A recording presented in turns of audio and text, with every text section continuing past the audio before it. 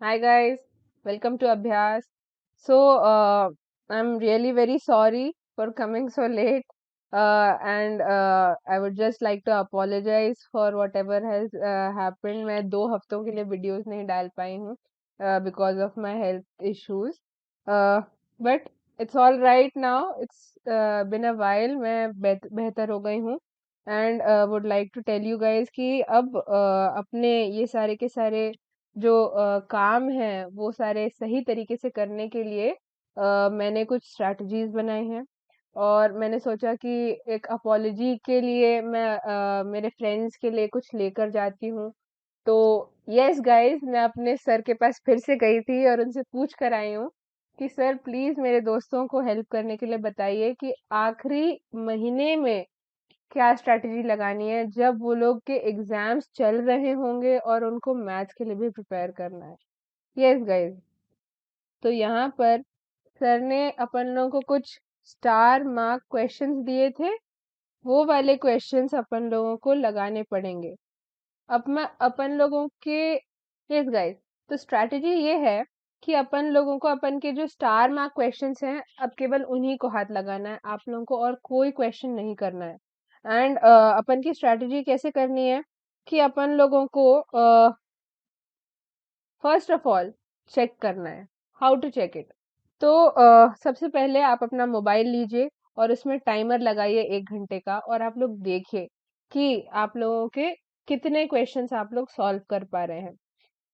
If you are able to solve at least 9 to 10 questions तो आप लोगों को चिंता करने की जरूरत नहीं है। And category A, category B और कैटेगरी सी के लिए सब डिफरेंट अप्लाई करता है। तो अपन लोग सबसे पहले कैटेगरी ए की बात करते हैं, that is my friends who just want to qualify their exams in a good percentage. तो उन फ्रेंड्स के लिए मैं बताना चाहूंगी कि आप लोग के जो क्वेश्चंस हैं वो अगर आप 7 से 9 लगा पा रहे हैं 1 घंटे में तो आप लोग एक अच्छा अमाउंट जाकर लगा पाएंगे अपने एग्जाम में भी। और आप लोगों को चिंता करने की कोई भी जरूरत नहीं है। और केवल ये अपना एवरेज बनाकर रखिए। अगर आप लोग 7 से 9 क्वेश्चंस नहीं कर पाते हैं तो थोड़ी दिक्कत की बात है। अपन लोग वो वाले लेवल पर आ जाएंगे तो आप लोगों को कोई भी दिक्कत नहीं होगी।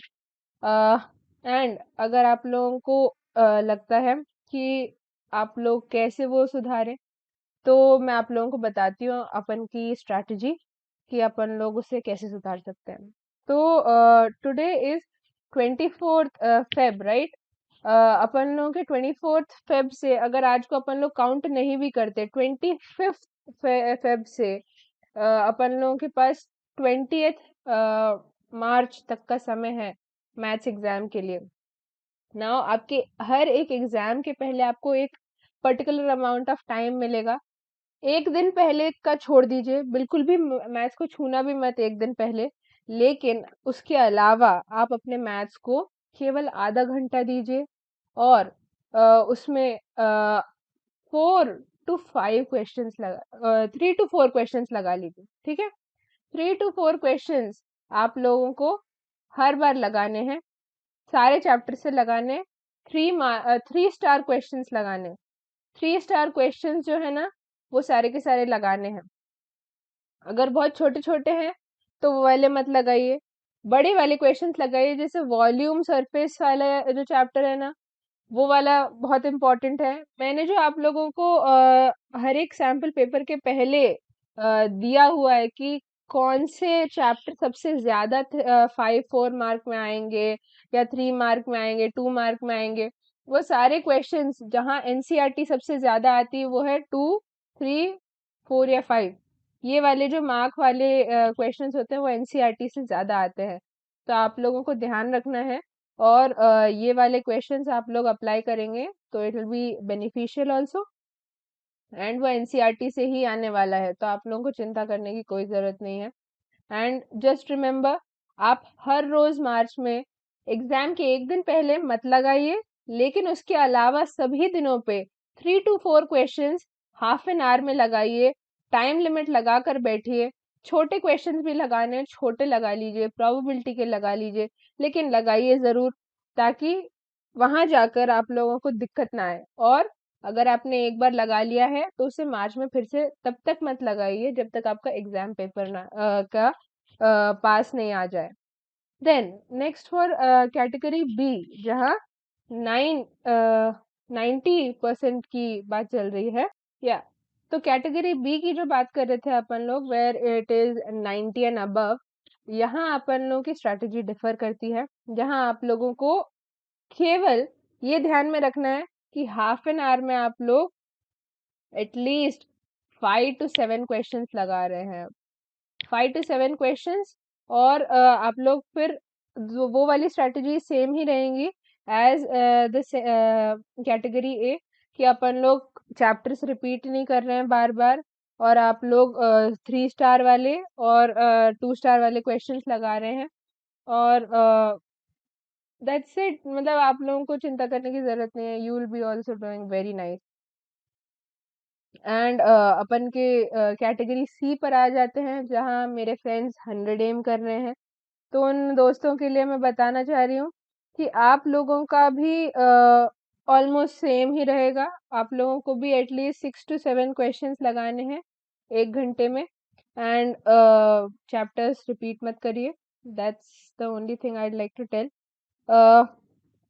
यहाँ पर कुछ स्ट्रैटेजीज जो हैं वो इन सभी मेरे दोस्तों के लिए सेम है। That is like I begin from 25th मार्च। तो मैंने जब 25th मार्च से चालू किया, सॉरी मार्च बोल रही हूँ, फेब्रवरी, तो अपन लोग चैप्टर वाइज चालू करेंगे।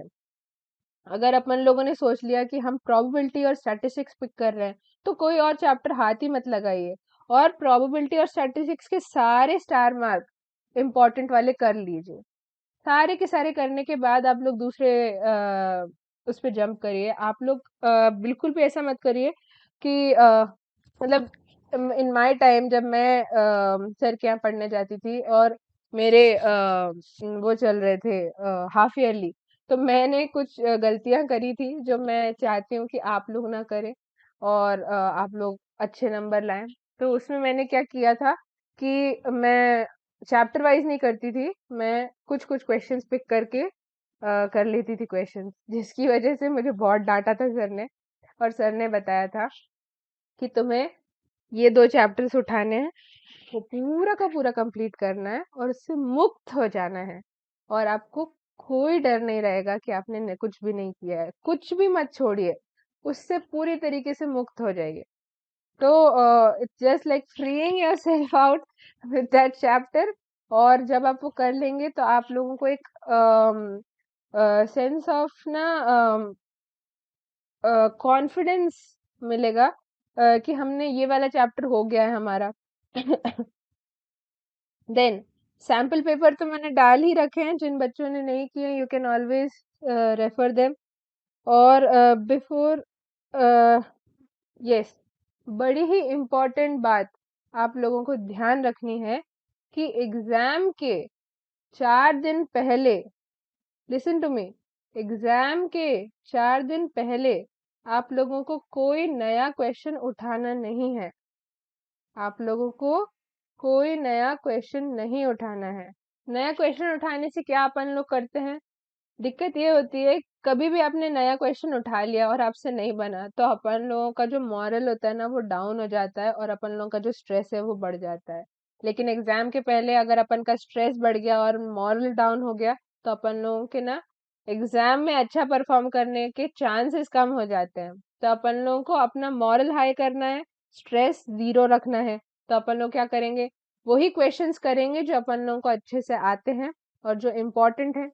तो आप शुरुआत ही अच्छे तरीके से करिए और एंड भी अच्छे तरीके से करिए।